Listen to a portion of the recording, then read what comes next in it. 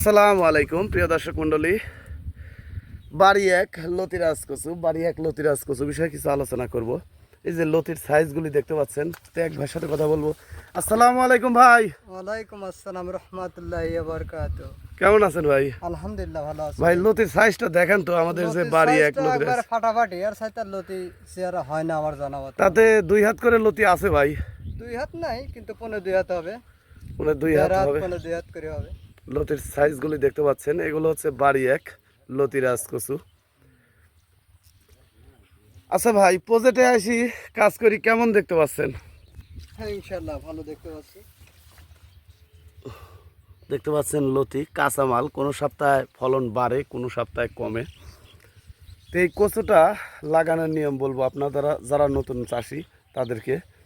এই কচুটা লাগাতে হয় লাইনে 1 হাত পর পর, এক লাইন থেকে আরেক লাইন 1.5 হাত পর পরে এই লতিরাজ কচু চাষাবাদ করবেন, তাহলে ভালো একটা বেনিফিট পাবেন।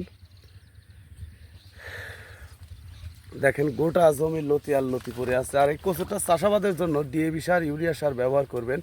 আর যে জমিতে লাগাবেন, রোপণ করবেন, ওই জমিটা ধান লাগানোর মতো মানে জমিটা চাষ করে নেবেন। চাষ করে নিয়ে সুতা টেনে লাইনে 1 হাত পর পর, আর এক লাইন থেকে আরেক লাইন 1.5 হাত পর পর এভাবে লতিরাজ কচুর চারা রোপণ করবেন। তো দর্শক মণ্ডলী, ভালো থাকবেন, সুস্থ থাকবেন। আসসালামু আলাইকুম।